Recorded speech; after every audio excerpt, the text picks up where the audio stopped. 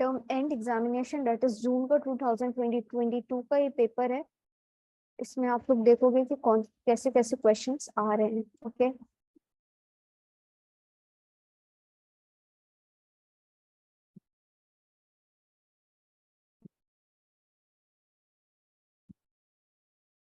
Okay again 2 hours का आपका paper होगा, मैक्सिमम 50 मार्क्स। ठीक है, 2 पार्ट होंगे, 5-5 क्वेश्चंस अटेम्प्ट करने। So first part starting with what A. First question में 3 क्वेश्चंस आपको दिए हुए हैं, सेकंड में 2, थर्ड में भी अगेन 2 पार्ट में दिया है। सो सब चीज में आपको पार्ट पार्ट पार्ट करके दिया हुआ है। सो इसलिए थोड़ा सा लेवल आपका पेपर का आपको लगता है कि टफ हो गया है। Okay so starting with what first question, that is contribution of Rutherford in explaining the structure of an atom. So who will answer this? Who will answer this? Rutherford का क्या contribution था atomic structure में?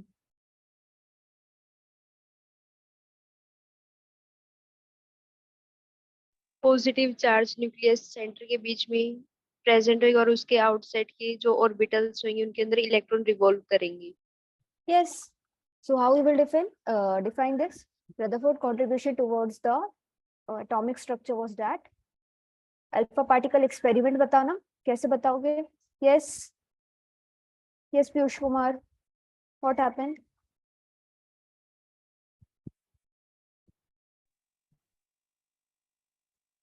Rutherford pudding model.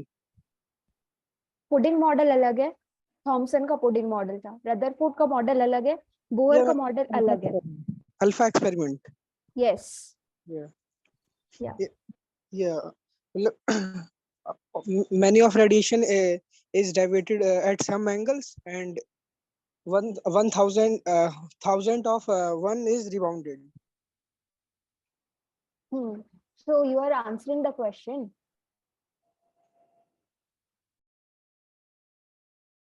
ठीक है, सो क्या हुआ था alpha experiment में? बहुत सारे पार्टिकल्स डिफ्लेक्ट हो रहे थे, बट सेंटर से बहुत सारे वापस आ रहे थे।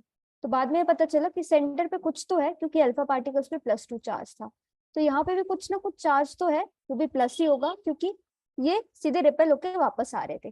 तो यहाँ से न्यूक्लियस की डिस्कवरी हुई एंड उन्होंने स्ट्रक्चर ऑफ एटम को ऐसे डिफाइन किया कि सम पॉजिटिव चार्ज या heavy mass is concentrated at the centre and बाकी का आसपास का एरिया खाली है।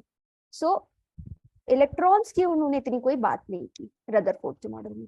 So this is of 3 marks. Explain the structure of atom, draw the alpha rays. यहाँ पर आप शीट लगाओगे गोल्ड फॉइल की, and then explain the Rutherford model. Okay, now 1 mark question. Which of the following molecule CH3 और the NH3 किस में dipole movement होगा? CH4 में होगा, CH3 में होगा, NH3 में होगा। This is CH4, this is NH3. Which will have dipole moment? NH3. Yes. Why? Why, Savita? Why it will have dipole Because moment? they are three polar. Bond Because pair और 1 lone pair present होने के कारण। क्योंकि वो lone pair नहीं, sorry, वो polar bond है। Polar bond है। क्यों है? क्योंकि इलेक्ट्रोनेगेटिविटी डिफरेंस इसमें ज्यादा है। ज्यादा है तो क्या होगा?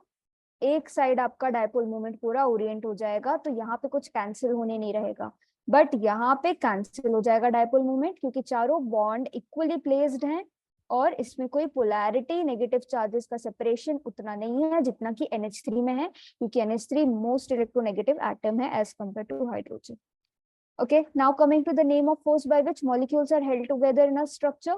So there are many forces, but basically हम van der Waals forces की बात कर लेते हैं या electrostatic forces. Okay, electrostatic forces. So first question. Now coming to this, why oxygen is paramagnetic in nature? MOT का डायग्राम मैंने MOT पढ़ाई है आपको। MOT के डायग्राम में मैंने आपको बताया था कि ये क्वेश्चन आता है और ये क्वेश्चन आ गया। Who will answer me? Why oxygen is paramagnetic?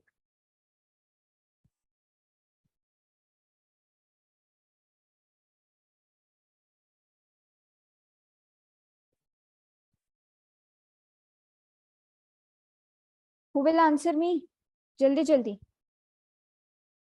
Oxygen paramagnetic क्यों होता है एमओटी थ्योरी के अकॉर्डिंग, बताओ।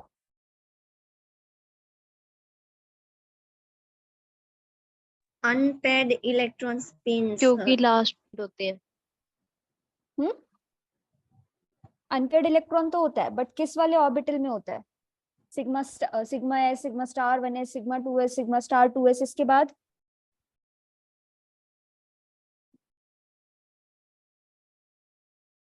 इसके बाद antibody pipe. Yes Piyush, what you want to say? जो मैंने ऑर्डर लिखा वो ऑर्डर क्या करेक्ट था? Yes, ma'am. Sigma 2px। Uncomplete d orbitals. D orbitals तो एमओटी में आते ही नहीं है, हम हमेशा पी ऑर्बिटल्स की बात करते हैं।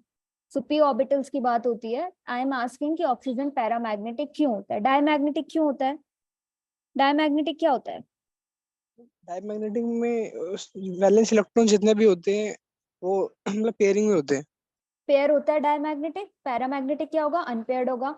नाउ यू नो दैट कि 1 सिग्मा एस भर गया, 2s भर गया, सिग्मा स्टार भर गया, ठीक है, ये सारे भर गए। इसके बाद कौन से ऑर्बिटल्स आएंगे? पी ऑर्बिटल्स आएंगे। p पी में orbitals. एक्स वाई जेड आता है। उसके बाद Yeah. क्या आएगा आपका? सिग्मा 2p z आएगा, फिर आपका आएगा पाई 2px, पाई 2py। इसके बाद अगेन आएगा, क्या आएगा आपका? Pi star 2px, pi star 2py, and then sigma 2pz, sigma star 2pz। तो जब आपका आएगा सिग्मा स्टार 2px और sigma star 2py orbital, sigma star 2px, sigma star 2py, तो इन दोनों ऑर्बिटल्स में आपके अनपेयर्ड इलेक्ट्रॉन होने के कारण oxygen is paramagnetic in nature. Yes, समझ आई बात? बात समझ आई?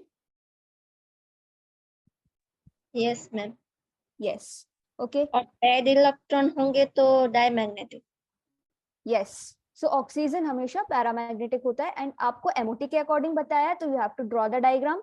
1s 1s, यहाँ ऑक्सीजन ऑक्सीजन का लिखोगे, यहाँ पे क्या लिखोगे? ऑक्सीजन का लिखोगे, दैट इज मॉलिक्यूल का 1s, है ना, sigma 1s, sigma star 1s। Then यहाँ पे अगेन फिर से आप डायग्राम ड्रॉ करोगे। आपको एमओटी वाला मैंने लेक्चर याद है मुझे, मैंने आपको पढ़ाई है ना। फिर यहाँ पे आएगा पी ऑर्बिटल। सो ये एक्सप्लेन करते करते जो आपको इलेक्ट्रॉनिक कॉन्फ़िगरेशन मैंने बताया था, है ना, होमोन्यूक्लियर के लिए अलग, हेट्रोन्यूक्लियर के लिए अलग, सो उसके according you have to fill it, ठीक है। नाउ ऑक्सीजन इज होमोन्यूक्लियर, तो जो कॉन्फ़िगरेशन आपको मैंने बताया ऑर्डर, वो उसका ऑर्डर होगा। Now hybridization present in SF4 molecule. So SF4 molecule, इसका तो हर कार्बन sp2 होता है, तो बेंजीन पे ध्यान नहीं देना, आपको ध्यान देना है SF4 पे। तो S पे कितने होते थे? जैसे मैंने आपको IF7 का हाइब्रिडाइजेशन एक्सप्लेन किया था। नाउ अगेन यहाँ पे कैसे एक्सप्लेन करोगे SF4 का? सिंस S का एटॉमिक नंबर है 16, ठीक है, सो 286। नाउ वैलेंस इलेक्ट्रॉन आपके 6 हैं, सो मींस व्हाट? 6 में से 4 आपकी बॉन्ड्स क्लोरीन एटम ने ऑक्यूपाई कर लिए, ठीक है। मान लो 1 2 3 4 5 एंड 6 बॉन्ड्स आ गए, 1 2 3 एंड 4, ठीक है। 4 आपके क्या हो गए? किसके मॉलिक्यूल्स हो गए? फ्लोरीन। फ्लोरीन के मॉलिक्यूल्स, ठीक है। नाउ आप जब यहाँ देखोगे, दैट इज व्हाट, ये, तो ये दो आपके जो इलेक्ट्रॉन्स बचते हैं, ये आपके लोन पेयर के उसमें प्रेजेंट होते हैं, ठीक है। अब ये दोनों लोन पेयर प्रेजेंट होते हैं, तो SF4 की ज्योमेट्री जब आप ड्रॉ करोगे और हाइब्रिडाइजेशन इसका देखोगे, तो आपको मिलेगा कि sp3d इसका हाइब्रिडाइजेशन होता है, okay.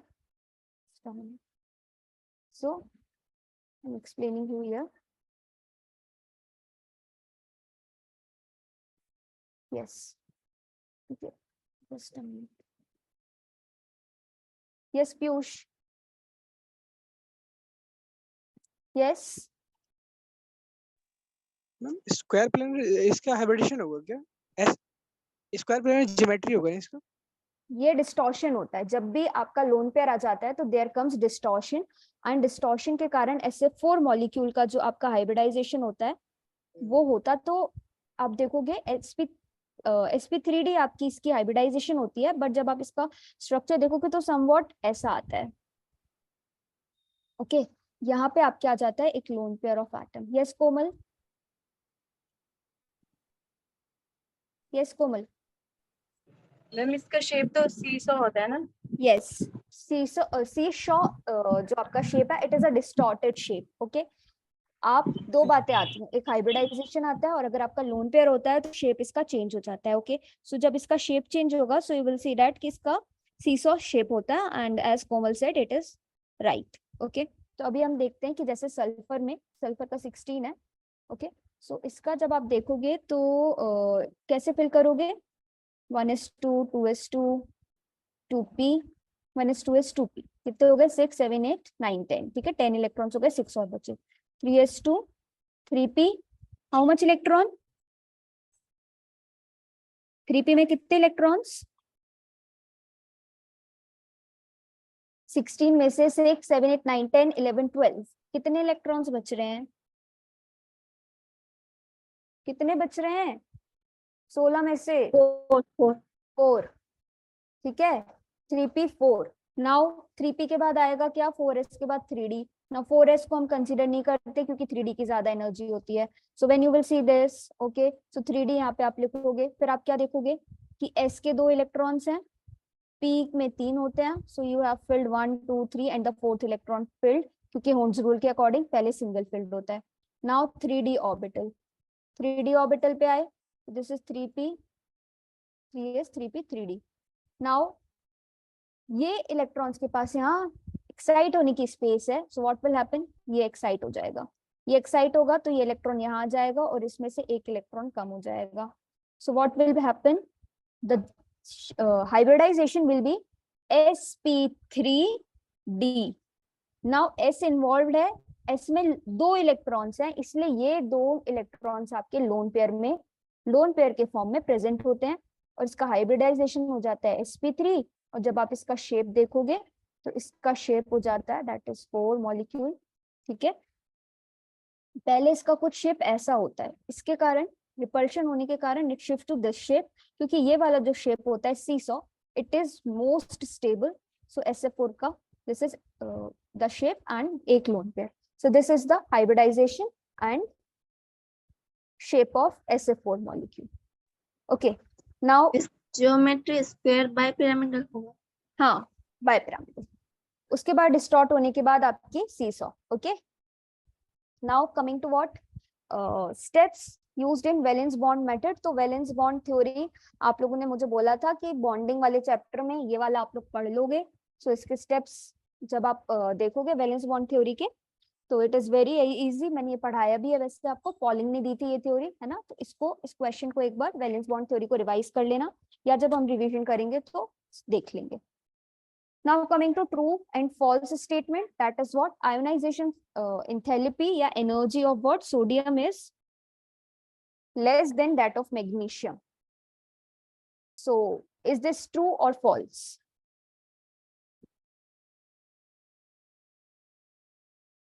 Yes, Komal.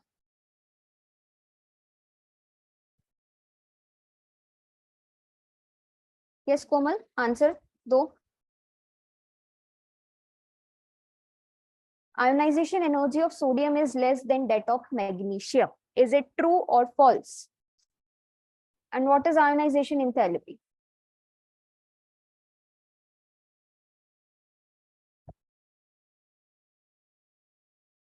Okay, so ionization enthalpy of sodium is less than that of magnesium. It is a true statement. Why? Because when you will see or look at the configuration, आपका जो electron remove होना है, एक electron है S पे, but S की capacity 2 electron की है। ठीक है, एस की कैपेसिटी 2 इलेक्ट्रॉन की है, बट सोडियम में एक ही इलेक्ट्रॉन एस में प्रेजेंट है, तो इससे इलेक्ट्रॉन निकालने में आसानी होगी, इसलिए जो आपका एस से इलेक्ट्रॉन निकलेगा वो कम एनर्जी से निकल जाएगा। बट सिंस 3s2 एस की 2 इलेक्ट्रॉन की कैपेसिटी है, इसमें क्या होगा, इससे इलेक्ट्रॉन निकालना बहुत मुश्किल होगा, जिसकी वजह से ionization enthalpy of magnesium will be very very large. So this statement is true. ठीक है, बात समझ आई कि नहीं आई first year? Yes. Now coming to what? The second statement, that is what? First ionization energy of magnesium is more than that of second ionization energy. So this is again, this will be true or false? Electronic configuration से देख के बताओ. This will be true or false? अच्छा, first ionization energy क्या होती है और second क्या होती है, यही बता दो तो फिर आपको आंसर खुद ब खुद बन जाएगा. क्या होती है फर्स्ट आयोनाइजेशन एनर्जी?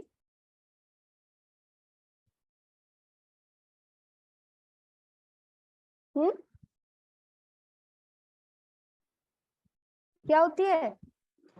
एटम से इलेक्ट्रॉन रिमूव करने की टेंडेंसी आयनाइजेशन, फिर एनर्जी. उसके बाद सेकंड इलेक्ट्रॉन को निकालने की तो सेकंड आयनाइजेशन एनर्जी होती है. फर्स्ट आयोनाइजेशन में जो आयन बना, उस आयन में से अब इलेक्ट्रॉन निकलेगा, that is known as second ionization enthalpy. Now अभी मैंने आपको बताया कि मैग्नीशियम की फर्स्ट आयोनाइजेशन एनर्जी बहुत ज्यादा है. क्यों ज्यादा है? क्योंकि उसका इलेक्ट्रॉन 3s2 है. इसमें से इलेक्ट्रॉन निकालना डिफिकल्ट है क्योंकि s में ऑलरेडी स्टेबल कॉन्फ़िगरेशन है. So first ionization enthalpy of magnesium will be what? Larger. So this again is the true statement. So both are true. ठीक है, बात समझ आ रही है कैसे निकाला? Yes, ma'am. Yes. So I have always told you कि आयोनाइजेशन एंथैल्पी क्वेश्चंस पे आते ही हैं. ऑक्सीजन पैरामैग्नेटिक क्यों है, ये आता ही है. और देखो एटॉमिक मॉडल में से आपको रदरफोर्ड का ही आया है. Now coming to what? Steps to obtain the Lewis structure of CO2. So Lewis structure क्या होता है? डॉट्स, है ना, जो आप इलेक्ट्रॉन्स को डिनोट करते हो. So how you will draw this? So इसके लिए भी आपके कुछ ना कुछ, नॉट रूल्स बट कुछ स्टेप्स होते हैं. ठीक है, तो जैसे कि पहला स्टेप आपको बोला कि यहाँ पे आपको क्या करना है.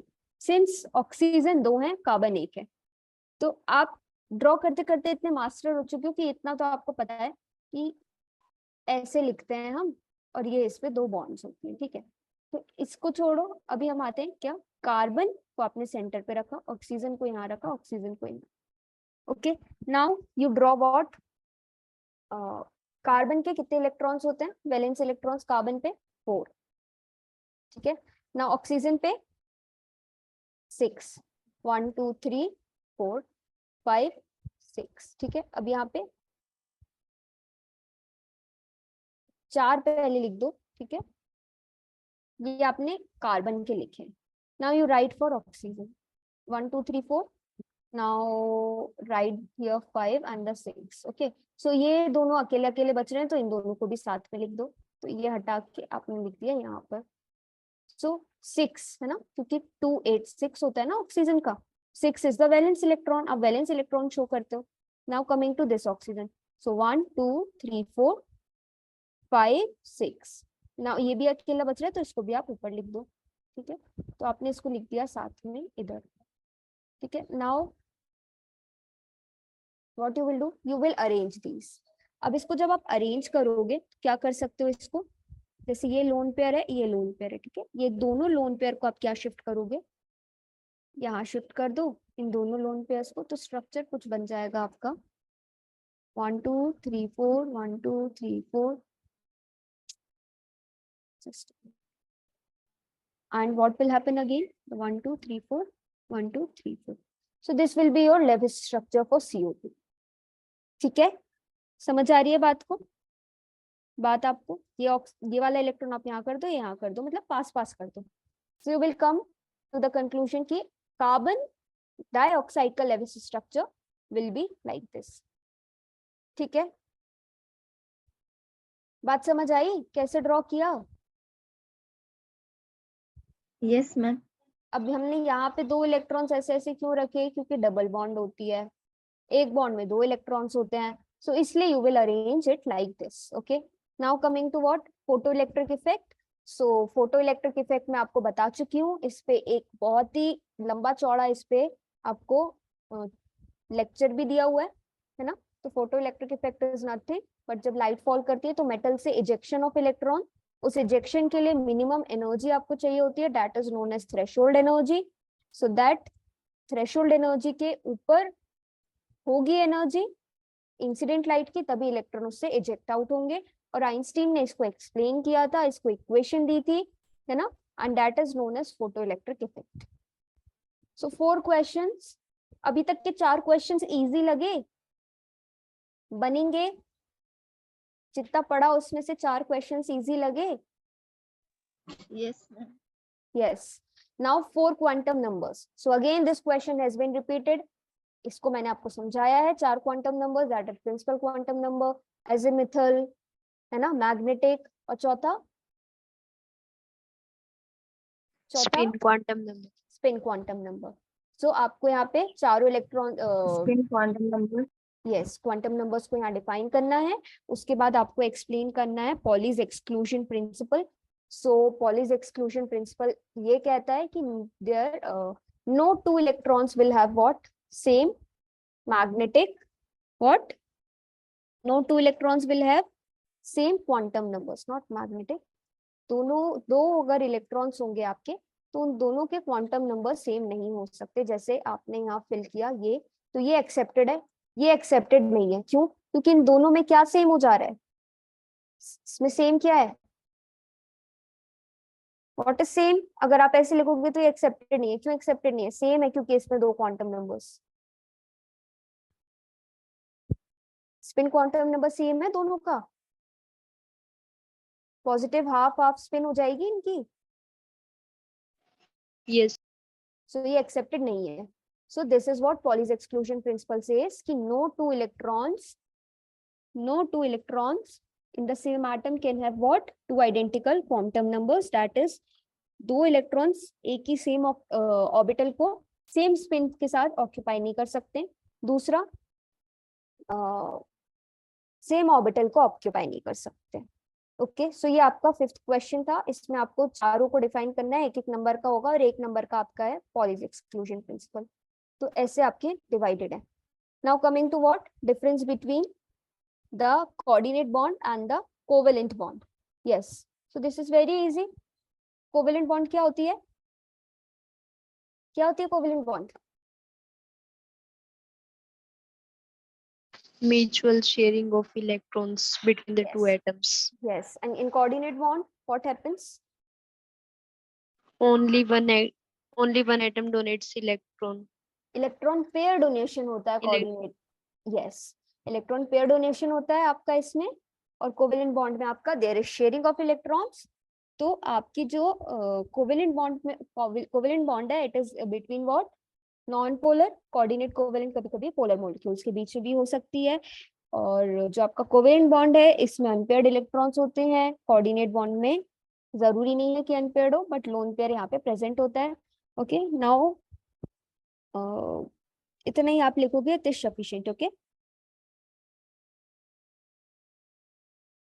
नाउ एक पॉइंट और कोवेलेंट में कि दोनों एटम्स जैसे O2 है, तो दोनों आपके क्या करेंगे, इक्वल नंबर ऑफ क्या करेंगे, atoms donate equal number of electrons. But covalent that is coordinate bond में ऐसा कुछ नहीं होता है। इसमें एक ही एटम आपका लोन पेयर देता है।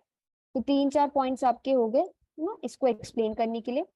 So this is of 3 marks. अगर एक आधा मार्क्स का भी है तो आपको कितने पॉइंट लिखने पड़ेंगे? 3 पॉइंट्स। कितने? 6 पॉइंट्स।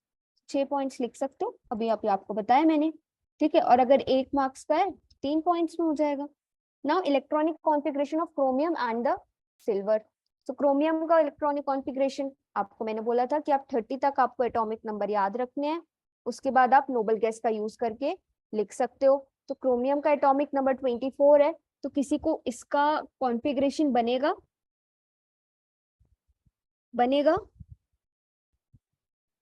यस कोमल।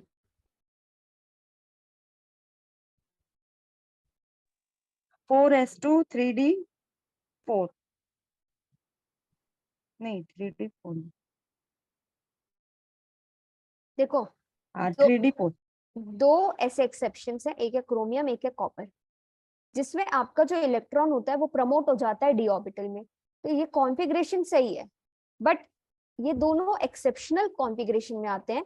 तो सिंस यहाँ पे 4 है और डी की कैपेसिटी तो 10 की है, बट आप अगर एक यहाँ प्रमोट कर दोगे तो ये हाफ फिल्ड हो जाएगा। Half filled are stable, and Yes, full filled are stable, तो आप 4s1 3d5 लिख सकते हो, और वही लिखना क्योंकि वो ज्यादा आपका एक्सेप्टेड है ना, वही लिखना आप। Now coming to silver, so silver का 47 है। सो ही, आपको पता है ही, नी, अर, कर, इसमें क्या है, हीलियम का, हाइड्रोजन हीलियम 2 है, नियॉन का 10 है, इसका 18 है, इसके बाद 36 है, तो इलेक्ट्रॉन्स कितने बचेंगे 36 के बाद? 11। सो 11 इलेक्ट्रॉन्स आपको फिल करने हैं। सो नाउ आप जब इसको देखोगे क्रिप्टन, जिस भी आपका रो में आ रहा है उसके बाद वाली रो में जब आओगे तो आपको 4s ऑर्बिटल मिलेगा, 4d मिलेगा सॉरी, एंड 5s मिलेगा, that is what 4d and the 5s। सो इसमें आप इलेक्ट्रॉन्स फिल कर देना। s में कितना, इसमें एक्चुअली इसमें 2 ऐसा भरोगे, बट अगेन यहाँ पे एक प्रमोट हो जाएगा, तो 4d 10 हो जाएगा और 5s 1 हो जाएगा। So this is the configuration of silver, ठीक है। Now coming to the significance of psi and psi square, this is a very very very important question, ये हमेशा आपको आता है, और ओके ये क्वेश्चन हमेशा आपको आता है और इम्पोर्टेंट है। So who will tell me what is psi and psi square? ये हमने पढ़ा है, मुझे याद है मैंने पढ़ाया है, और ये मैंने बोला भी था इम्पोर्टेंट है। Yes, wave function. psi is a wave function. It represents what?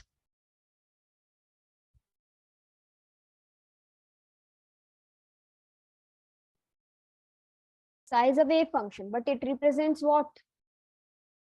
Amplitude या density, क्या denote करता है ये? amplitude.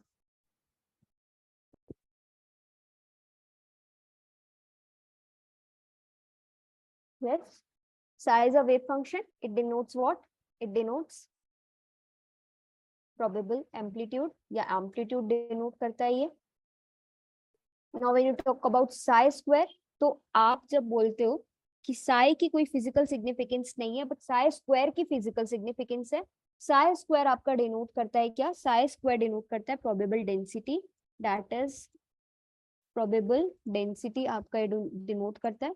एंड psi और psi स्क्वायर में यही डिफरेंस है, psi स्क्वायर की फिजिकल सिग्निफिकेंस होती है and it determines the probability of finding electron in a space. It determines probability of finding electron in a space. So this is the difference between psi and the psi square. Now well-behaved wave function, जब हमने इसका जून वाला paper solve किया था तो उसमें मैंने आपको इसका बताया हुआ है आंसर। यस, कोमल नैंसी बताया था well-behaved wave function. Yes, ma'am. Okay, so Yes. again this question has been repeated. So refer to that section, आपको वहां इसका आंसर मिल जाएगा। तो आज हम सिर्फ पार्ट ए सॉल्व कर पाए हैं, कल सुबह पार्ट बी सॉल्व करेंगे और नेक्स्ट पेपर का पार्ट ए स्टार्ट करेंगे। सो पार्ट बी में देखोगे आप ऑर्गेनिक पूरा आया है, पूरा का पूरा ऑर्गेनिक आया है। अगेन जेडी आया है, मैंने आपको बोला था जेडी आता है। ये आया है हकल रूल, हकल रूल से आपको इसको सॉल्व करना है कि एरोमेटिक है कौन सा एरोमेटिक नहीं है, हकल रूल पढ़ाया है। नाउ ये भी बताया था कि कॉन्फर्मेशंस बोट और चेयर में से कौन से स्टेबल होते हैं, तो वही क्वेश्चन इनडायरेक्टली आ गया साइक्लोहेक्सेन का ड्रॉ करने। Now straight chain branch chain में कैसे आते हैं, सेडजेफ रूल आ गया, ये पढ़ाया है। पेरोक्साइड की प्रेजेंस पेरोक्साइड की एब्सेंस में रिएक्शन कैसे होती है, ये पढ़ाया है। नाउ इलेक्ट्रोफाइल न्यूक्लियोफाइल बोला था आएगा, एग्जांपल्स आएंगे, आ गया। नाउ व्हाट एसिडिटी, एसिडिटी मैंने आपको पढ़ाया था, इसका कंसेप्ट क्या है किसी को याद है? डिस्टेंस, Distance जितना ज्यादा Distance. बढ़ेगा उतनी ज्यादा Very एसिडिटी good. कम हो जाएगी. very good. Now coal based electrolysis, now how will you convert pen to ion, that is cis and trans to pentene. So यहाँ पे Lindblast catalyst वगैरह की यूज होता है। Okay, so most of the questions are now ozonolysis आ गया, ozonolysis बोला था मैंने आपको आता है। ओके, सो एल्काइंस से आपको एसिड मिलते थे, एल्कीन से तो आपको एल्डिहाइड और एसिड मिलता है, ये भी बताया था। So part B will be solved in tomorrow's class. आज की क्लास का पार्ट ए समझ आया सबको? Yes, ma'am. Yes, ma'am. Yes, okay. So join for